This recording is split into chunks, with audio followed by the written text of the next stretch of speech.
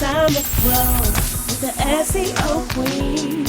Receive the perfect leads like never before. No traffic is gonna explode. It's time to grow.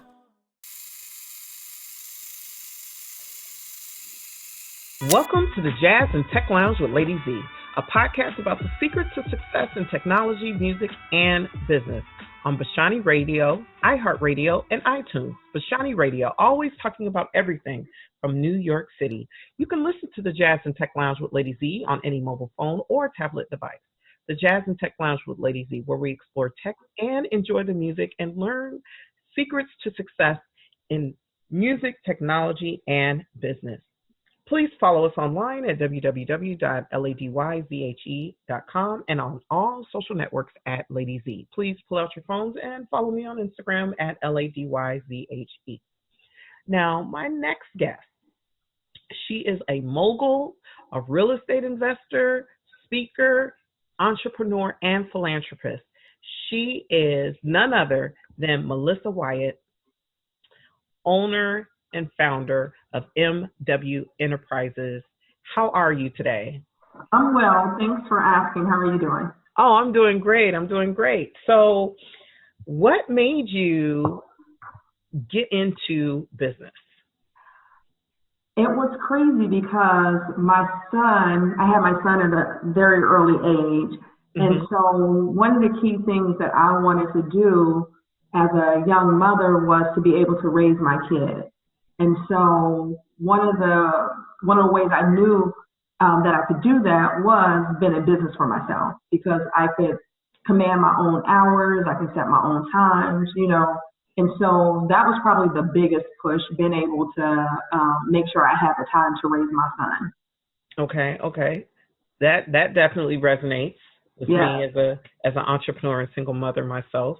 So you had your son, you're motivated to start your own business. So describe the journey from, an idea to now your company manages a portfolio of millions. Yeah, it was crazy because, when I first started out, it wasn't really easy at all. Investing in real estate as an African-American woman is very difficult. Just because you got to go through a lot of stuff that we truly don't always know about, like financing, doing market studies, understanding our market, building relationships. So all that stuff comes with time. Right. So, I really decided that, I wanted to get into the market because I did research on how the top 1% of people made their money, and it was business or real estate outside their primary home. So that stuck with me. Right. And so once I knew that, I took a year to study it. My son and I would go to Barnes and Nobles every Saturday, stay in there for hours. He would be on the third floor looking at Japanese anime, and I'm on the second floor reading all the real estate investing books that I could possibly get my hands on. So it took me a year, and then once that year came about, it was time, and I dove in and bought my first property, which was a condo unit by a university, and it's been performing well since, Wow. Now, that's really powerful, buying real estate near a university, because college students always need a place to stay. Absolutely. Since I purchased the unit, I did probably spent about $4 or $5 grand on renovations, and the property has not been empty since. Wow. Wow, that's amazing. So after you acquired this condo, how long did it take you before you were comfortable in buying your second property? Oh, I was hooked. I was buying a property a month. Oh, one property a month? One property a month, yes. And how long did it, are you still buying one property a month, or how long did you? No, the market has definitely changed. So that's the great part about it. That's what I'm saying. It's not as easy as people foresee it to be, because you have to understand your markets, Right. And so real estate does cycle. So when I got into real estate, it was about 10, 11 years ago. So it was an amazing time because the market had just crashed, Right. So it was it was like I was getting investments for like pennies on a dollar. Versus now where you're against competition where people are willing to overbid and overpay for properties. So the great part about that is it allowed me to enter into a market at the right time, and it was the right time for me. And then it allowed me to acquire a massive portfolio to where it was like I started to ask myself, okay, I like investing, but what next? And what next is what came to me, and it was development, so real estate development. So that's essentially how I got into real estate development. Oh, wow. Yeah, I was looking at what I had acquired, and now how can I add value to what I have acquired, right? And so that's how that journey began. So what is different from just buying say a condo that you rent out, one or two properties versus real estate development? What new skills did you have to acquire to be successful with that? One, you have to understand, okay, the market you in, does it have a need for development? Okay. Development costs a lot more money and time. Absolutely. Build a relationship with true contractors, not just handyman, right. And builders, I had to learn cost estimating. I had to learn the development process, which was a whole nother process, development. When you get into development, again, you're looking at market analysis, you're looking at the risk, you're looking at finance, the feasibility, you really have to understand your project's valuation, that's where I got into learning like zoning and entitlement. So I actually learned a lot as I transitioned into development. So is it safe to say that you also had to learn the political landscape in which you were looking to purchase or develop land in? Absolutely. You have to know, a lot of people don't look at their city charters, and I study the city charters like it's no tomorrow, like their master plan. Wow, that's, you know what, I'm going to have to stop you right there because that's a huge nugget. Now, for my podcast listeners, people who are listening, we're right in the middle of voting here in LA County.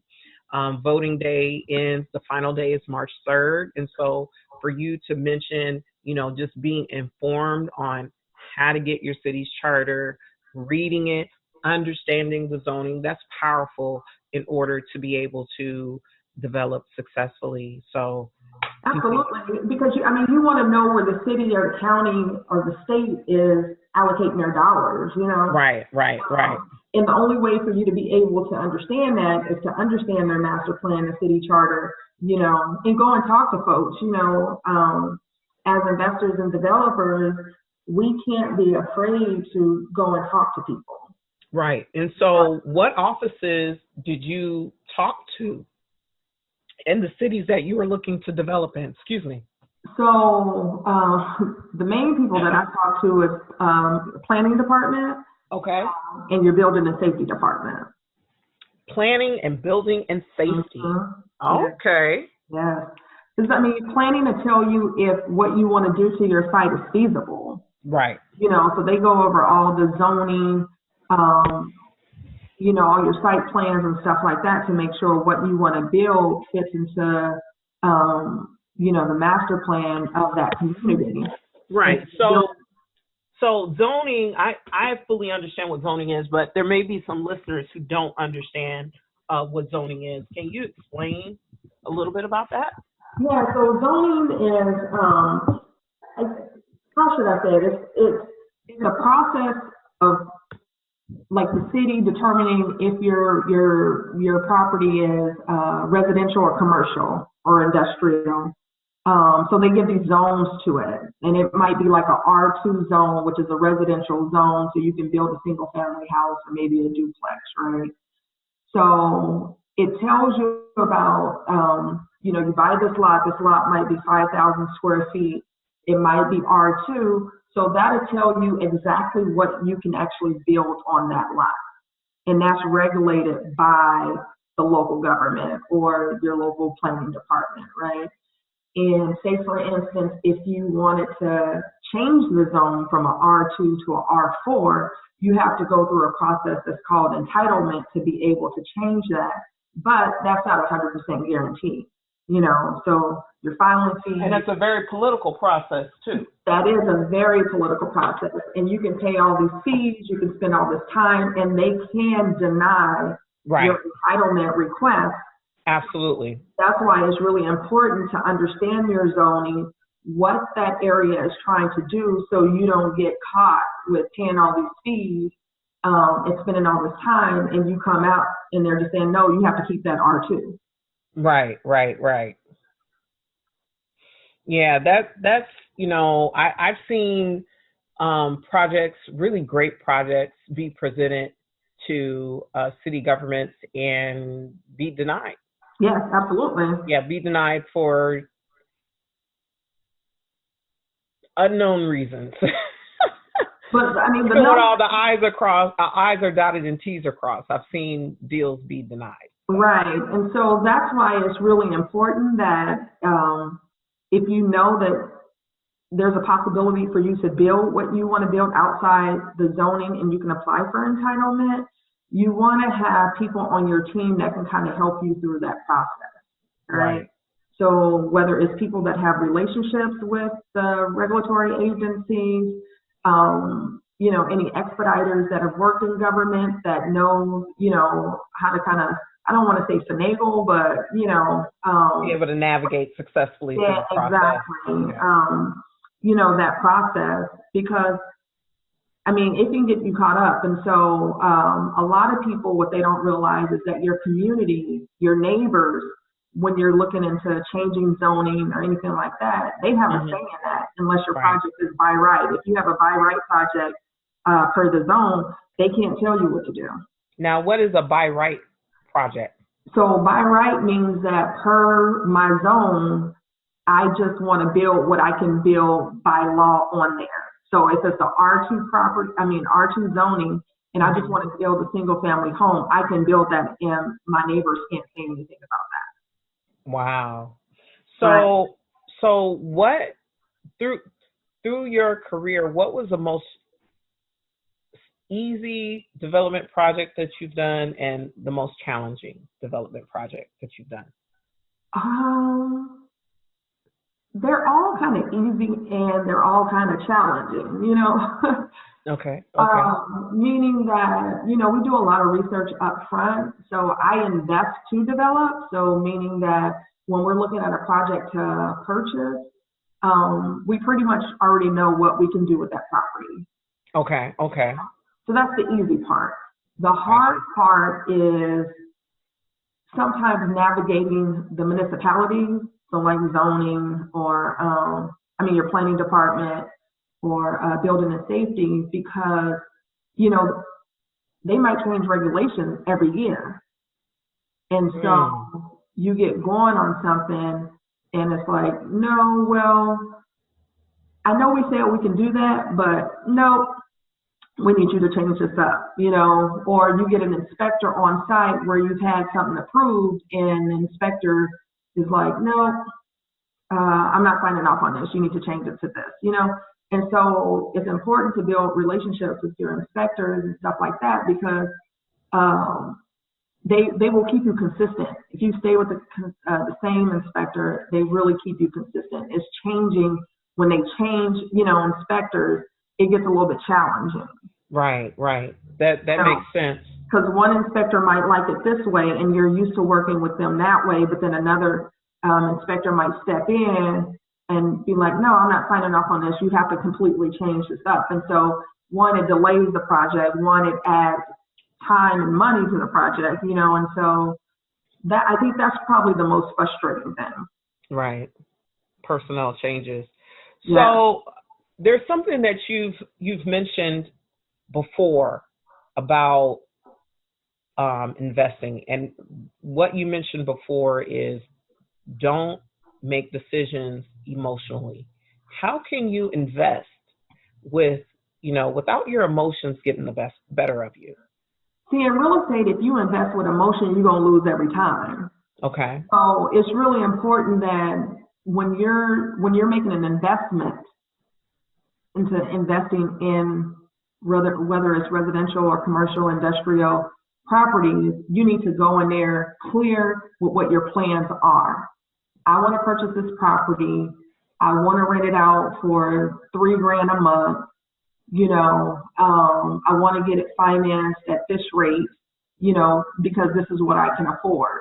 Right. So if you can only afford a monthly payment that's $1,500, you shouldn't get emotional about the purchase if it's going to cost you $2,000 a month. Because now that's outside your scope. And so when you get emotional, you're like, oh no, I'll purchase it. I'll figure out a way to kind of do it, but that's outside your budget. Now you're becoming emotional because you're not making great decisions about your investment. Right. So sticking within your budget is very important. Sticking within your budget is not only important, but sticking within your criteria of what you're looking for. If you know that you're a single family home investor, why are you purchasing industrial? Why are you have to know, you kind of got to know your scope of what you're interested in investing in. So, is it residential? Is it commercial? Is it office space? Is it industrial?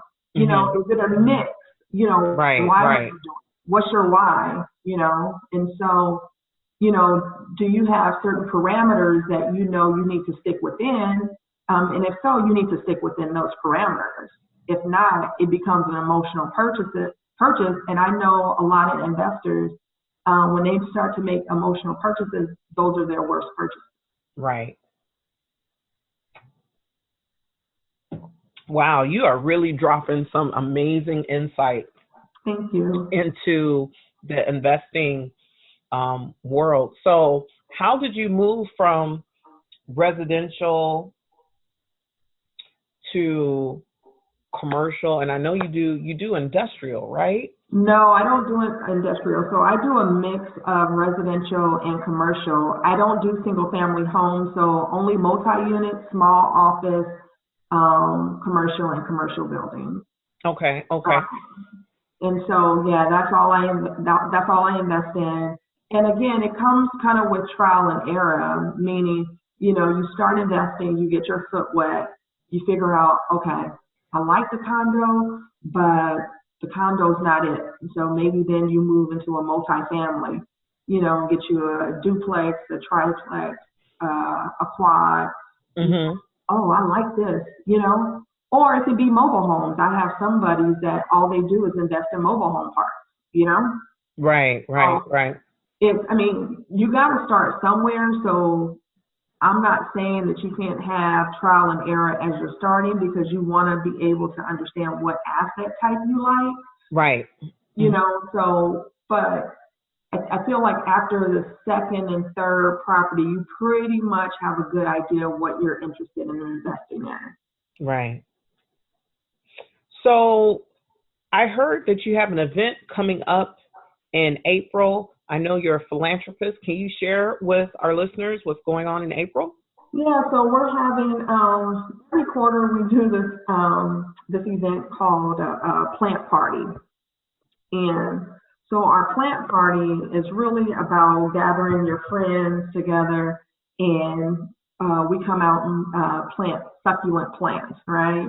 Mm-hmm. And so I thought it was a good idea because it gives people the opportunity to look at different ways to decorate their spaces, especially drought-resistant plants, and then just coming together and have fun and talk about real estate and talk about, talk about our natural environment, right? So we got some people that come out and they're just barely beginning and like gardening and stuff like that. And then you have some people where you're like, okay, you've been doing this for a long time. Right. It's really important for us. That's how we kind of build our community, having small events like this where people can really just come out and learn about, how to plant, growth habits, how to care for a plant, because when they get their own spaces, or if they already have their spaces, it's important for them to, be able to, decorate it the way that they want to. People generally Right. love plants, and Yeah, I love plants too. Absolutely. and so that's why we do it. And then Mhm. part of the proceeds, we then donate those to like homeless shelters or education. We buy a lot of educational stuff for like after school programming and stuff like that.